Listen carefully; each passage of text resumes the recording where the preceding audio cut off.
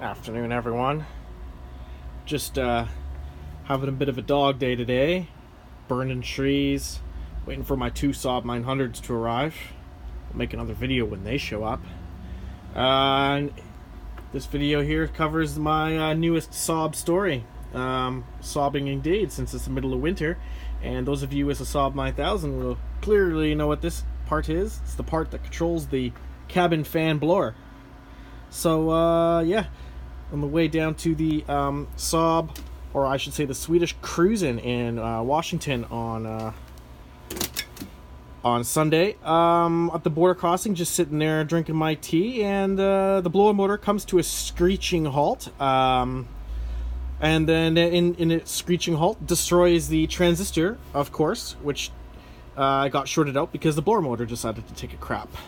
So in addition to ordering a new blower motor from the guys down there at Euro Parts, I didn't really want to spend another $150 on this unit, because I've already spent a crap load of money on this car already, only to have it just continually break down on me. So anyway, I pulled this thing apart. It's from it's Japanese. It's always a good sign. You'd think it would last forever, but when a blower motor shorts out, dead short across this transistor, is going to just kill it no matter how stout it is. Anyway, so pulled it apart. You can see the screws there.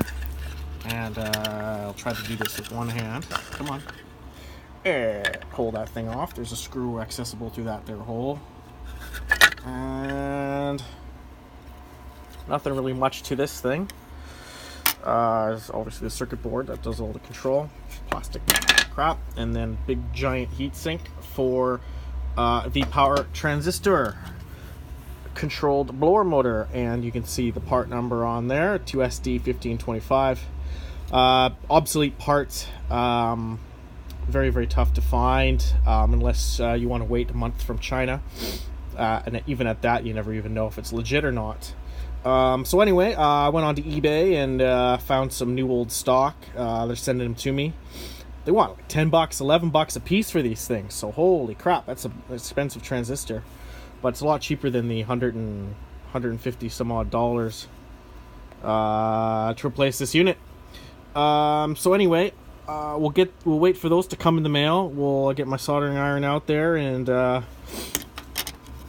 you can clearly see it's failed. Put this thing on to transistor test. Get the old test leads out there, and you can see between the collector and emitter. Yeah, brilliant idea. We'll lean the phone up on heatsink. Focus.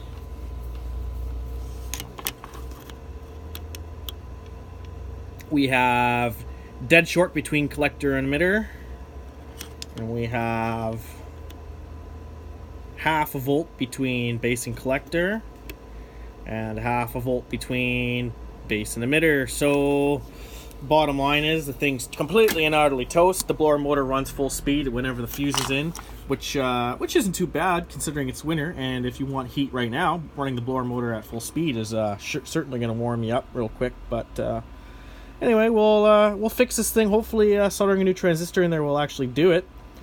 What I'm also going to do is, it's not the best heatsink finish on here, and I know one of the key causes of high amperage transistor failure is bad thermal conductivity to the heatsink. So what I'm going to do is I'm going to get some wet sanding paper, and I'm going to buff that to a nice shine. I have obviously brand new heatsink compound here, and we will put the new old stock transistor back in there, and hopefully the new blower motor, and hopefully we can have heat back in the Saab 9000. It's been quite a headache getting the automatic climate control to actually work in that car reliably, so hopefully this is going to be an end to some of these issues.